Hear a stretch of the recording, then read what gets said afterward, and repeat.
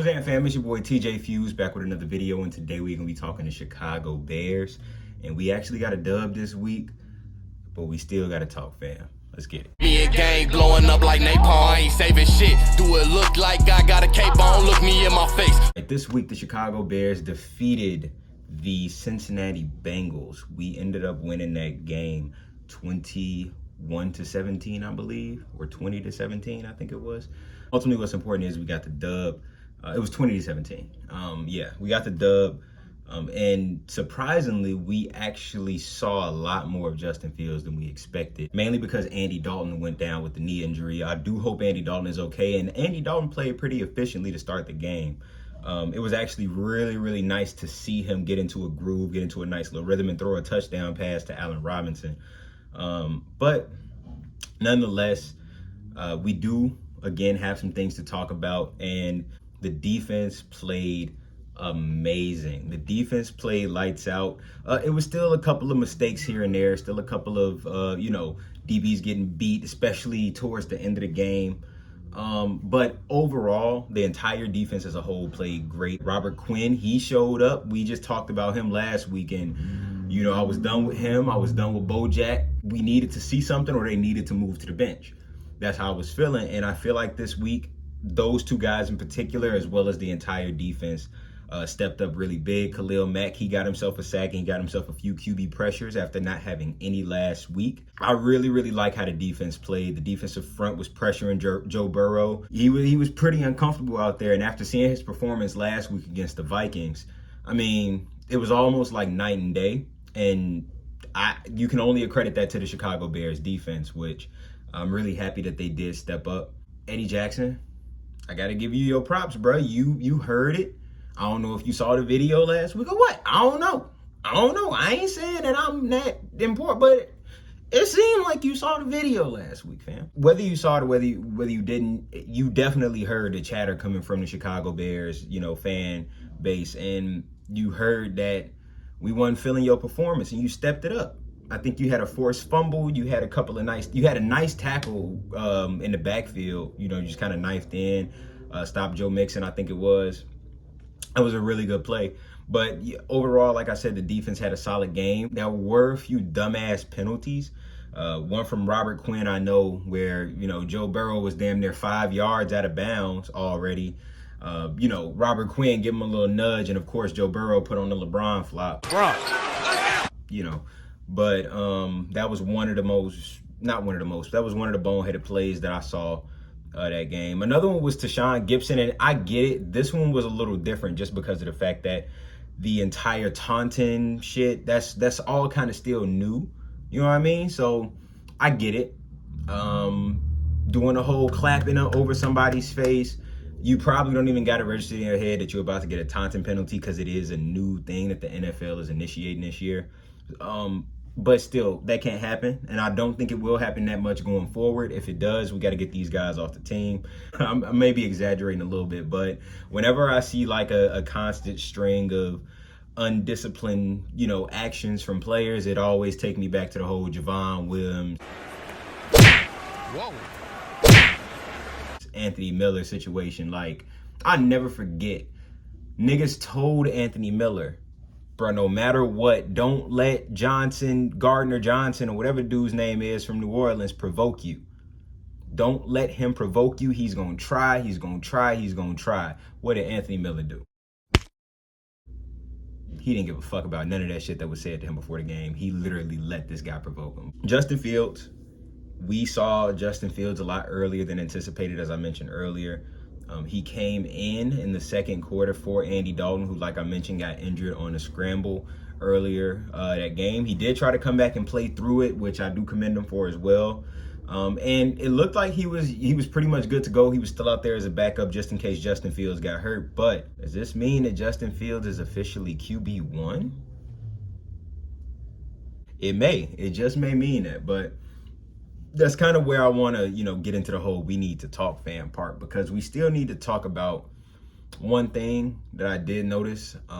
Matt Nagy, the play calling is still ass. It wasn't just short dink and dunks this week. A play caller, I feel, should be able to adjust on the fly whether something's working, something's not working, whether there's a unexpected personnel change like there was today, whatever the case may be.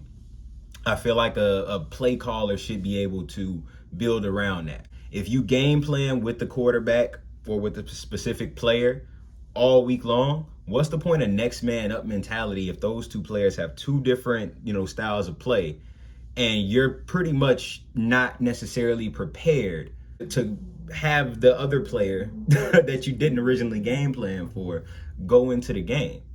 And that's kind of where I'm just like, dog, when we make the switch from Andy Dalton to Justin Fields, okay, cool. Andy Dalton's hurt, bring Fields into the game. But with the play calling, we didn't see any Justin Fields-esque plays called aside from a couple of read options. That was the main thing that Nagy was going to, was the read option.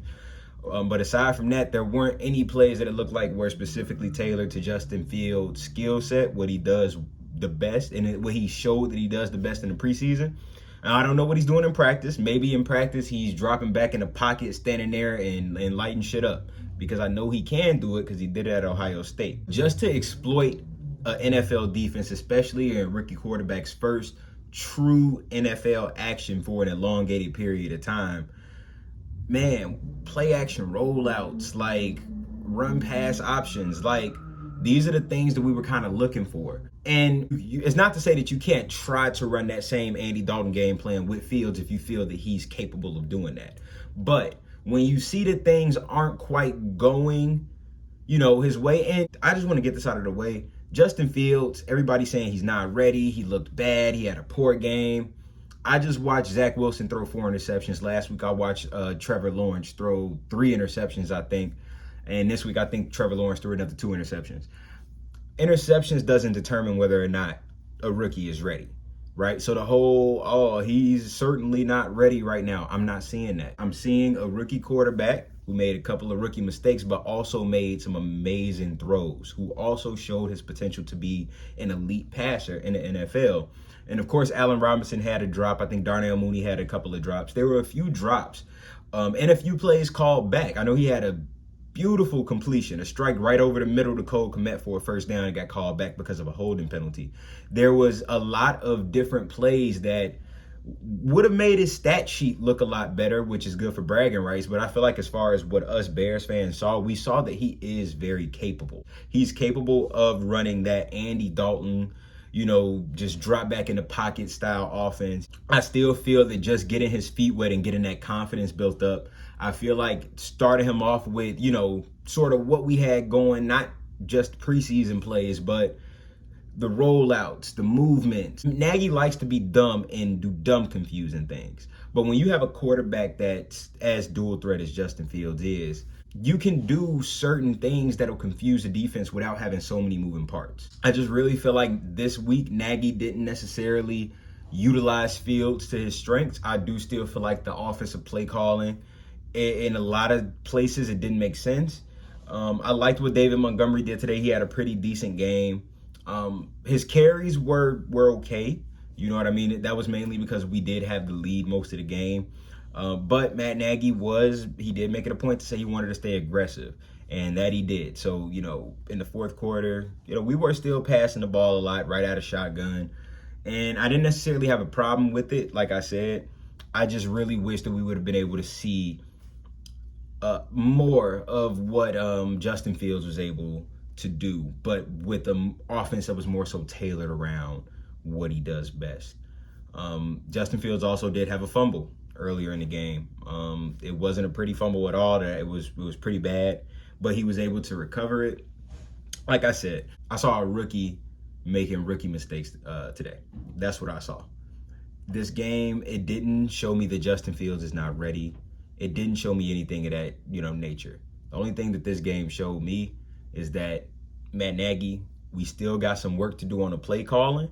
And like I said, I personally feel that Bill Lazor should call the plays, because I watched Bill Lazor last year do what Matt Nagy, I'm not even going to say couldn't do, because Nagy could have done it, but what he refused to do, because Matt Nagy feels like his system is the end-all, be-all of all systems, and nothing can be tweaked or changed about it because it's a gift from the gods.